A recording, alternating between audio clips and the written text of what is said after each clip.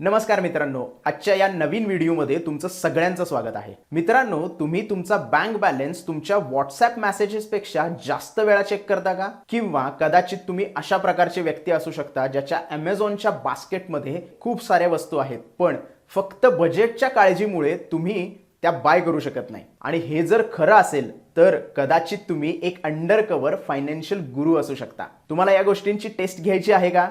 तर हा व्हिडिओ शेवटपर्यंत बघा, कारण या व्हिडिओमध्ये मी तुम्हाला 8 अशा साईन्स सांगणार आहे ज्याच्यावरून कळेल की तुम्ही तुमच्या पैशाबद्दल किती चांगल्या पद्धतीने विचार करताय. पण तुम्हाला जर असा विचार मनामध्ये येत असेल की हे सगळं माझ्यासाठी नाहीये, तर काळजी करू नका. आम्ही इथे तुम्हाला जज करायसाठी आलेलो नाही आहे. आम्ही तुम्हाला मार्गदर्शन करायसाठी इथे आलेलो आहोत. तर एकत्रितपणे आपण या गोष्टींचा विचार करू किंवा अभ्यास करू की तुम्ही तुमच्या पैशाचे मालक कशा पद्धतीने होऊ शकता. So are you ready? पण पुढे जाण्यापूर्वी या चॅनलला सबस्क्राईब करायचं विसरू नका आणि या व्हिडिओला लाईक करायला पण विसरू नका, कारण असेच नवीन नवीन कंटेंट आम्ही या चॅनलवर नेहमी आणत असतो.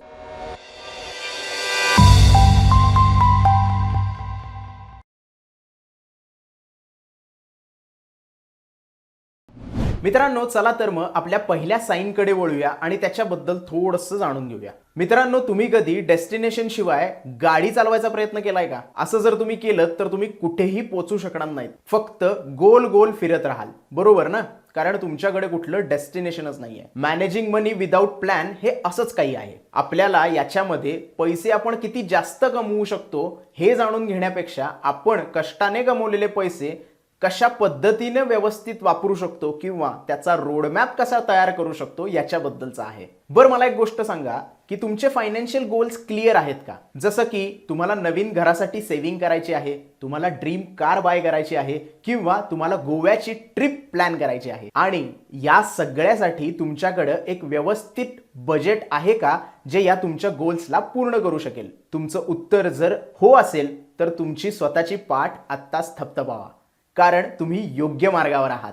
पण मित्रांनो, एक गोष्ट लक्षात ठेवा, हे फक्त तुमचे फायनान्शियल गोल सेट करण्यापुरतं नाहीये, तर त्याच्यामध्ये होणारी जी प्रोग्रेस आहे ही सुद्धा तुम्हाला ट्रॅक केली पाहिजे, कारण त्यामध्ये तुम्हाला आवश्यकतेनुसार बदल करावे लागू शकतात किंवा ॲडजस्टमेंट करावे लागू शकतात. कदाचित तुमचा फोन पाण्यात पडला तर ती तुमच्यासाठी एक सरप्राईज असू शकतं किंवा एक इमर्जन्सी सिच्युएशन असू शकते. आणि ह्या सगळ्या गोष्टीला टॅकल करण्यासाठी तुमच्याकडे प्रॉपर प्लॅन असणं खूप जास्त गरजेचं आहे. पण आता जर तुम्ही विचार करत असाल की माझ्याकडे कुठला फायनान्शियल प्लॅनच नाहीये, तर काळजी करू नका.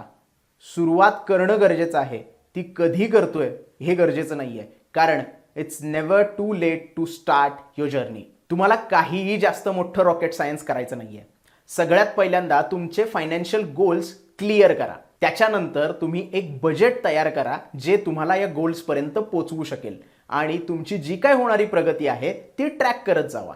आणि जर एवढं करूनही तुमच्या प्रमाणे गोष्टी होत नसतील तर बचतीचे नवीन नवीन मार्ग शोधा किंवा एक्स्ट्रा इन्कमसाठी अजून काही करता येईल का याचा विचार करा. तर मित्रांनो, आजच आपला फायनान्शियल प्लॅन तयार करायला लागा. मित्रांनो, तुम्हाला स्क्रीनवर एक फोटो दिसत असेल. हे वीज बिल आहे, काहीही फॅन्सी आयटम नाहीये. आपल्या घरामध्ये नियमितप्रमाणे येणारं वीज बिल.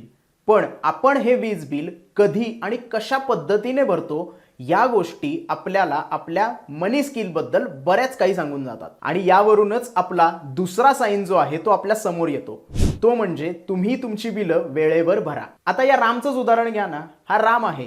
सगळ्यांप्रमाणे या रामलाही महिन्यातून एकदाच पगार मिळतो. त्यामध्ये त्याचं फोन बिल आलं, लाईट बिल आलं, इंटरनेटचं बिल आलं, सगळ्या गोष्टी सामान्यच आहेत, काहीही वेगळं नाहीये, बरोबर आहे ना? पण मित्रांनो, राम इथे एक स्मार्टनेस दाखवतो. तो काय करतो की त्याचा पगार झाल्यानंतर लगेच सगळी बिलं भरून टाकतो. म्हणजे तो महिना संपेपर्यंत, लास्ट ड्यू डेट येऊपर्यंत किंवा पुढच्या महिन्याचा पगार येईपर्यंत वाट बघत बसत नाही. याच्यावरून आपल्याला कळते की राम हा आपल्या पैशाबद्दल प्रोएक्टिव्ह आहे. आता तुम्ही विचार करत असाल की या गोष्टी केल्याने काही फरक पडतो का? तर काय फरक पडतो हे मी तुम्हाला सांगतो. रामला पे चेक टू पे चेक असं लाईफ जगावं लागत नाही किंवा त्याची शक्यता कमी होते, कारण तो पगार झाल्यानंतर सगळी बिलं वेळच्या वेळेला भरून टाकतो. आणि तो या गोष्टी सुनिश्चित करतो की बिल भरायसाठी मला पुढच्या महिन्याच्या पगाराची वाट बघायला लागणार नाही. आता हा चार्टच बघा ना. ह्या रामचा पगार आहे आणि ही त्याची बिलं आहेत. पगार आला की लगेच बिलं निघतात, पण ती बिलं सोडल्यानंतर काय शिल्लक राहतं? पैसे गुंतवण्यासाठी, पैसे वाचवण्यासाठी किंवा थोडीशी मजा मारण्यासाठी पण काही पैसे शिल्लक राहत आहेत. आणि अशाच पद्धतीने तुम्ही तुमचे पैसेही मॅनेज करू शकता, तेही स्मार्टनेस वापरून. तर बघा मित्रांनो, तुम्ही सध्याच्या पगारामध्ये बिलं वेळेवर भरणं हा एक स्ट्रॉंग आणि साधा साईन आहे की तुम्ही पैशासाठी किती चांगल्या पद्धतीने विचार करत आहात. आणि तुम्ही जर या रामप्रमाणेच रणनीती फॉलो करत असाल तर तुम्ही तुमची पाठ थपथपवून घ्या, कारण तुम्ही राईट ट्रॅकवर आहात. कारण मित्रांनो, अशा छोट्या छोट्या सवयी आपल्याला फायनान्शियल सक्सेसकडे घेऊन जातात. कारण प्रत्येक रुपया हा मोजला जातो. नाही मित्रांनो, मी तुम्हाला आज कुठलीही आग विझवायला सांगत नाहीये, पण अशा सिच्युएशनमध्ये तयारी करण्यासाठी, आर्थिकदृष्ट्या व्यवस्थित तयारी करण्यासाठी काय करायला पाहिजे याच्याबद्दल सांगणार आहे. आणि हीच गोष्ट आपल्याला आपल्या तिसऱ्या साईनवर घेऊन जाते. जर तुमच्याकडे इमर्जन्सी फंड असेल then you are good with the money. Emergency fund नावाप्रमाणेच आपल्याला कळते की हे एक बचत खाते आहे जे विशेषतः अचानक येणाऱ्या खर्चासाठी बाजूला काढून ठेवले जाते. अचानक येणारा खर्च म्हणजे तुमची मेडिकल सिच्युएशन असू शकते, गाडी खराब झाली, अशा ज्या वेळेला गोष्टी होतात त्यावेळेला आपण काय करतो की आपल्या सेव्हिंग अकाउंटमधले पैसे खर्च करतो. आणि जर आपल्याला हे करायचे नसेल तर इमर्जन्सी फंड हा आपल्यासाठी एक सेफ्टी नेट म्हणून काम करू शकतो. सो नेमका हा इमर्जन्सी फंड किती असला पाहिजे? तर थंब रूलचा जर विचार केला तर तुमच्याकडे 3 ते 6 महिन्याचा इमर्जन्सी फंड पाहिजे. त्यातून तुम्ही लिव्हिंग एक्सपेन्सेस भागवू शकाल. फॉर एक्झाम्पल, तुमचा मासिक खर्च हा 20,000 रुपये आहे, तर तुम्ही 6 महिन्याचा निधी जर गोळा करायचा म्हणला तर तुमच्याकडे 1,20,000 रुपये एवढा इमर्जन्सी फंड असला पाहिजे, ज्यामधून तुमचे बेसिक्स जे एक्सपेन्सेस आहेत ते तुम्ही भागवू शकाल. 1,20,000 रुपये तुम्हाला खूप जास्त वाटतायत का? पण काळजी करू नका. आता हे पैसे सुरक्षित कुठे ठेवायचे? तर याच्यासाठी तुम्ही सेव्हिंग अकाउंट किंवा रिकरिंग अकाउंट अशा पद्धतीचे पर्याय वापरू शकता. या गोष्टी करण्यासाठी तुम्ही तुमचे सेव्हिंग ऑटोमेटेड करा. म्हणजे काय होईल, तुमचा जेव्हा पगार होईल किंवा तुमच्या अकाउंटमध्ये सॅलरी होईल त्यावेळेला या अकाउंटमध्ये थेट पैसे जातील, अशी प्रोव्हिजन तुम्ही पहिल्यांदाच करून या. असं जर तुम्ही केलं तर out of the site out of the mind, ज्या वेळेला तुम्हाला पैशाची गरज असतील त्यावेळेला ते पैसे तुमच्या जवळ असतील. कसं आहे मित्रांनो, आयुष्याच्या या खेळात सॉरीपेक्षा सेफ राहणं केव्हाही चांगलं, बरोबर आहे ना? तर मित्रांनो, तुमच्याकडे जर इमर्जन्सी फंड अवेलेबल असेल तर तुम्ही योग्य मार्गावर आहात. आणि नसल्यास आत्ताच सुरू करा. मित्रांनो, लहान सुरुवात करा. दर महिन्याला छोटीशी अमाऊंट इमर्जन्सी फंडमध्ये टाका, पण सुरुवात करणं गरजेचं आहे, कारण छोटीशी अमाऊंटही तुम्हाला इमर्जन्सी सिच्युएशनमध्ये मदत करू शकते. तर मित्रांनो, हा होता आपला इमर्जन्सी फंडवरचा छोटासा ओव्हरव्ह्यू. आता जाऊया आपल्या चौथ्या साईनकडे.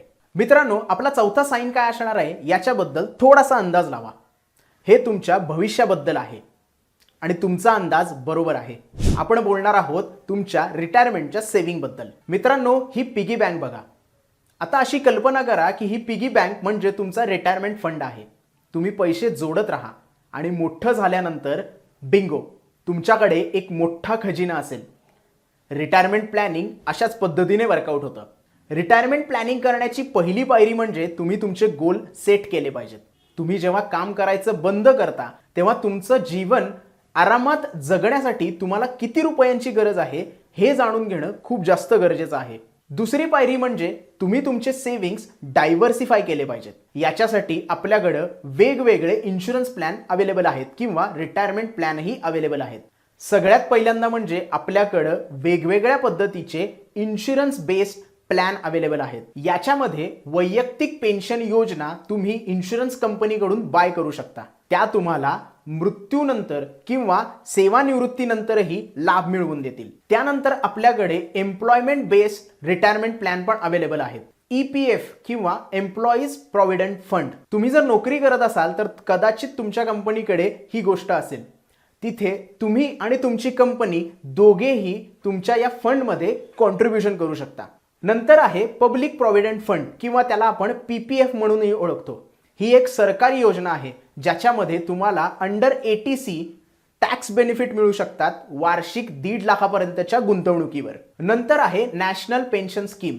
ही अजून एक सरकारी योजना आहे ज्याच्यामध्ये तुम्हाला अंडर 80CCD1B 50,000 रुपयेपर्यंतची कर सवलत मिळू शकते आणि तिथे तुम्ही गुंतवणूक करू शकता. ATC अंडर 1.5 लाखाची गुंतवणूक करता त्याच्यावर तुम्हाला ही एक्स्ट्रा गुंतवणूक करण्यासाठी मार्ग मोकळा होतो. काही विशिष्ट अटी जर तुम्ही फॉलो केल्यात तर 10 वर्षानंतर यामधली अमाऊंट तुम्ही पार्शली विथड्रॉल पण करू शकता. शेवटी आहे होल लाईफ युलिप्स म्हणजेच युनिट लिंक इन्शुरन्स प्लॅन, जिथे तुम्ही तुमचे पैसे आयुष्यभरासाठी गुंतवू शकता आणि रिटायरमेंटच्या वेळी तुम्हाला ते टॅक्स फ्री विथड्रॉल देखील करता येतील. मित्रांनो, इथे गोष्ट एक लक्ष देण्यासारखी आहे, ती म्हणजे तुम्ही कुठला प्लॅन सिलेक्ट करताय हे महत्त्वाचं नाहीये, पण सुरुवात करणं खूप जास्त गरजेचं आहे. सातत्यानं आपण इन्व्हेस्टमेंट केली पाहिजे, आपली बचत केली पाहिजे, म्हणजे फ्युचरमध्ये आपल्याला मोठं बक्षीस मिळू शकतं. मित्रांनो, ज्याप्रमाणे आपण कुठल्या रोड ट्रिपसाठी किंवा ट्रिपसाठी प्लॅनिंग करतो, तर रिटायरमेंटचं प्लॅनिंग करणंही त्याचप्रमाणे आहे. हे तुम्हाला जरा लांब वाटत असेल, पण भविष्याची तरतूद करणं हे केव्हाही चांगलंच असतं. आणि जर तुम्ही व्यवस्थित प्लॅनिंग करून तुमचे गोल सेट केले तर तुमचे गोल्स अचीव करण्यासाठीही तुम्हाला मदत होते. त्यामुळे मित्रांनो, जर तुम्ही तुमच्या रिटायरमेंटसाठी सेव्हिंग चालू केली असेल तर hi fi. After all, money save is money earn, right? मित्रांनो, तुम्ही पैशासाठी किती चांगले आहात हे सांगणारं सगळ्यात महत्त्वाचं साईन म्हणजे तुम्ही इन्व्हेस्टमेंट करत आहात. मित्रांनो, ज्याप्रमाणे संतुलित आहार मिळवण्यासाठी आपण जेवणामध्ये वेगवेगळे घटक सामील करून घेतो, इन्व्हेस्टमेंटचं तसंच आहे. तुम्हाला तुमची फायनान्शियल हेल्थ जर इम्प्रूव्ह करायची असेल तर तुमची इन्व्हेस्टमेंट तुम्ही चांगल्या पद्धतीने केली पाहिजे. बेसिकली काय आहे मित्रांनो, इन्व्हेस्टमेंट म्हणजे तुम्ही तुमचे पैसे अशा ॲसेट्समध्ये गुंतवायचे जे तुम्हाला काही काळानंतर पोटेन्शियल रिटर्न्स प्रोव्हाइड करून देतील. तुम्ही काम करत नसतानाही किंवा तुम्ही फक्त इन्व्हेस्टमेंट करून तुमच्या पैशाला जर कामाला लावलं तर तुमचे रिटर्न्स डबल होऊ शकतात. आता ही गुंतवणूक नेमकी कशा पद्धतीने करायची, तर तुम्ही स्टॉक्समध्ये, बॉन्ड्समध्ये, रिअल इस्टेटमध्ये अशी गुंतवणूक करून तुम्ही तुमच्या पैशाला कामाला लावू शकता. आता ज्याप्रमाणे बॅलन्स आहारासाठी आपल्याला वेगवेगळे खाद्यपदार्थ आपल्या जेवणामध्ये सामील करावे लागतात, त्याचप्रमाणे बॅलन्स पोर्टफोलिओसाठी तुम्हाला वेगवेगळ्या इन्व्हेस्टमेंटची मदत घ्यावी लागते. यालाच डायव्हर्सिफिकेशन असं म्हणलं जातं. मित्रांनो, तुमच्या इन्व्हेस्टमेंटमध्ये जर डायव्हर्सिफिकेशन असेल तर तुमची रिस्क स्प्रेड होण्यासाठी मदत होते. म्हणजे तुमची एखादी गुंतवणूक चांगल्या पद्धतीने काम करत नसेल तर दुसरी केलेली गुंतवणूक त्याची भरपाई करू शकते. याचं उदाहरण जर बघायचं झालं तर समजा तुम्ही मेटल स्टॉकमध्ये इन्व्हेस्टमेंट केली आहे आणि मेटल स्टॉक व्यवस्थितपणे वर्कआउट होत नाहीयेत किंवा त्याच्यामध्ये वाढ होत नाहीये, तर दुसरीकडे जर तुम्ही म्युच्युअल फंड किंवा बॉन्डमध्ये इन्व्हेस्टमेंट केले असेल तर मेटल फंडमध्ये जे तुम्हाला नुकसान होतंय ते तुम्हाला बॉन्ड आणि म्युच्युअल फंडमधून भरून निघालेले दिसेल. यालाच आपण डायव्हर्सिफिकेशन म्हणतो. म्हणून इन्व्हेस्टमेंटमध्ये डायव्हर्सिफिकेशन असणं खूप जास्त गरजेचं आहे. तर मित्रांनो, मेन की पॉइंट म्हणजे तुम्ही इन्व्हेस्टमेंट करत आहात. कारण जर तुम्ही इन्व्हेस्टमेंटचं प्लॅनिंग प्रॉपर करत आहात तर तुम्ही तुमचं फ्युचर सिक्युअर करत आहात. मित्रांनो, ज्याप्रमाणे आपण सगळी अंडी एकाच बास्केटमध्ये ठेवत नाही, त्याचप्रमाणे तुमची सगळी इन्व्हेस्टमेंट एकाच बास्केटमध्ये किंवा एकाच सेक्टरमध्ये नसली पाहिजे. आणि जर तुम्ही असं नाही केलं तर तुमचा पोर्टफोलिओ डायव्हर्सिफाय होऊ शकतो आणि चांगल्या पद्धतीने तुम्हाला रिटर्न्स मिळू शकतात. आपलं 6वं साईन आपल्याला आपण मनी सुपरस्टार आहोत हे सांगतं. कशा पद्धतीनं, तर जर तुम्हाला मिळालेला अतिरिक्त पैसा आवाजावी खर्च करत नसाल तर तुम्ही मनी सुपरस्टार आहात. मित्रांनो, मला एक गोष्ट सांगा, तुम्हाला जेव्हा बोनस मिळतो तेव्हा तुमच्या मनात सगळ्यात पहिला विचार काय येतो? पार्टी आणि उत्तम जेवणाचा. तर आपल्याला बोलण्याची गरज आहे.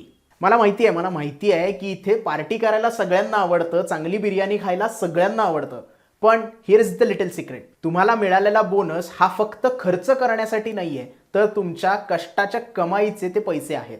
त्यामुळे थोडासा स्वतःसाठी विचार करा आणि सेव्हिंगचाही विचार करा. मित्रांनो, तुम्हाला जो बोनस आला असेल तर त्यामध्ये थोडीशी तुम्ही इन्व्हेस्टमेंट करू शकता आणि काही तुमचं कर्ज जे असेल तर तेही तुम्ही फेडू शकता. याच्यामुळे तुमच्यावर कुठल्या गोष्टीचं बर्डन येणार नाही आणि तुम्हाला सगळ्या गोष्टी व्यवस्थित करता येतील. त्यामुळे मित्रांनो, ज्या वेळेला आता नेक्स्ट बोनस तुम्हाला येईल त्यावेळी तो फक्त खर्च करण्यासाठी नसून तर तो वाढवण्यासाठी त्याचा वापर करा. आणि जर तुम्ही या गोष्टी पहिल्यांदाच सुरू केल्या असतील तर शाबाश, तुम्ही चांगल्या मार्गावर आहात. आपण आपल्या 7व्या साईनवर आलेलो आहोत आणि ती साईन आहे यू आर डेट फ्री. होय, तुम्ही बरोबर ऐकलेलं आहात. मित्रांनो, डेट आपल्याला पाठीवर दगडानं भरलेली पिशवी घेऊन फिरण्यासारखं फील करवतं.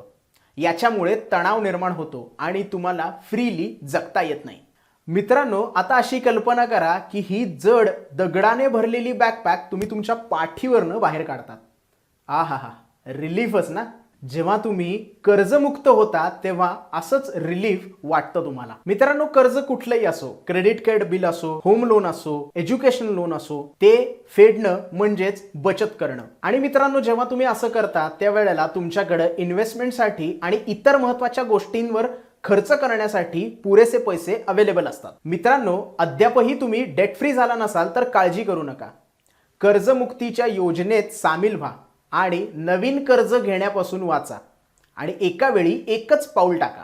मित्रांनो, डेट फ्री होणं म्हणजे फायनान्शियल फ्रीडम मिळवणंच नाहीये, तर तुमच्या मनावरचा ताण कमी करणं, त्याचबरोबर तुमचा सिबिल स्कोअर सुधारणं आणि पैशाची चिंता न करता तुमच्या स्वप्नांच्या पाठी लागणं किंवा त्याचा पाठलाग करणं याची एक संधी देऊन जातं. तर मित्रांनो, तुम्ही जर डेट फ्री झाला असाल देन बिग अप्लॉड्स. पैशानं चांगलं असण्याचं 7वं साईन तुम्ही पार केलेलं आहे. आपण आतापर्यंत बघितलेले सगळे साईन्स तुम्ही टिक करत आहात असे तुम्हाला वाटत आहे का? तुम्ही खरोखरच पैशाचे उस्ताद आहात का नाहीत याची पुष्टी करण्यासाठी आपण जाऊया आपल्या शेवटच्या साईनवर. तर मित्रांनो, आपले 8वे साईन आपल्याला मनी गुरु आहे हे कशा पद्धतीने दर्शवतं? तर मित्रांनो, आपल्याला आपले 8वे साईन तुम्ही मनी गुरु आहात हे दर्शवतं. You have a sense of financial peace and control. मित्रांनो, कल्पना करा की तुम्ही नवीन नवीन सायकल चालवायचा प्रयत्न करताय. सुरुवातीला तुम्ही डगमगता, बरोबर ना? पण जसा जसा तुम्ही प्रयत्न करता तशी तुम्हाला सायकल व्यवस्थित चालवता येते आणि संतुलन व्यवस्थित होतं. मित्रांनो, फायनान्शियल प्लॅनिंगचं असंच काही आहे. जेव्हा तुम्ही प्लॅनिंग करायला सुरुवात करता तेव्हा त्या सगळ्या गोष्टी तुम्हाला आव्हानात्मक वाटू लागतात. बरीच बिलं असतात, इकडचे खर्च, तिकडचे खर्च, या सगळ्या गोष्टी आपल्या डोक्याच्या पलीकडे असतात. पण ज्या वेळेला आपण सगळ्या गोष्टी कॉन्स्टंटली करायला लागतो त्यावेळेला आपल्याला त्या केल्याचं समाधानही भेटतं आणि कालांतरानं त्याची आपल्याला सवयही होते. आणि कन्सिस्टन्सी ही सगळ्यात महत्त्वाची आहे, कारण ही तुम्हाला नेक्स्ट टप्प्यावर घेऊन जाते आणि तुम्ही अशा टप्प्यावर येऊन पोहोचता जिथे तुम्हाला कर्जाची चिंता नसते आणि रात्री शांततेत तुम्ही झोपू शकता. मित्रांनो, जेव्हा तुम्ही या गोष्टीची काळजी न करता की मला हे परवडेल का तुमचे प्लॅन बनवता, तर मित्रांनो, तुम्ही फायनान्शियल पीस आणि कंट्रोल अचीव केलेला आहे. बेसिकली मित्रांनो, फायनान्शियल शांतता म्हणजे काय की बरेच दिवसाच्या पावसानंतर उघडलेलं आणि शुभ्र दिसणारं आकाश. हे सगळं ताजंतवानं आणि आरामदायी आहे. हे आपल्याला दर्शवतं की तुम्ही पैशासाठी किती व्यवस्थितपणे प्लॅनिंग केलेली आहात and then you are good with the money. तर मित्रांनो, आता तुमच्याकडे आहेत 8 असे साईन्स जे तुम्हाला सांगतात की तुम्ही पैशासाठी किती चांगले आहात. आणि जर या 8 साईनमध्ये तुम्हाला होकार मिळाला असेल तर कॉंग्रॅच्युलेशन, कारण तुम्ही तुमच्या पैशाचं व्यवस्थित नियोजन करत आहात. लक्षात ठेवा मित्रांनो, आपल्याला ही सायन्स फक्त आपल्याकडे किती जास्त पैसा आहे याच्याबद्दल सांगत नाहीत, तर तुम्ही तुमच्याकडे जे आहे ते कशा स्मार्ट पद्धतीने, माहितीपूर्ण पद्धतीने आणि जबाबदारीने हाताळताय याबद्दल सांगते. आणि जर तुमच्याकडे हे 8 साईन असतील तर स्वतःवर थोडासा अभिमान बाळगा आणि जर नसतील तर शिकायला सुरुवात करा, कारण शिकलेलं कधीही वाया जात नाही. तर मित्रांनो, आता वेळ आलेली आहे तुमच्या गोष्टी शेअर करण्याची. तुम्हाला या 8 साईनपैकी तुमच्या रिलेटेड कुठलं साईन वाटतंय ते आम्हाला कमेंटमध्ये कळवा. त्याचशिवाय तुम्ही कुठल्या साईनवर काम करत आहात हेही आम्हाला कमेंटमध्ये कळवा. आणि जर हा व्हिडिओ तुम्हाला आवडला असेल आणि उपयुक्त वाटला असेल तर व्हिडिओला लाईक करा, जास्तीत जास्त मित्रांपर्यंत हा व्हिडिओ पोहोचवा आणि चॅनलला सबस्क्राईब करायला विसरू नका. बाय.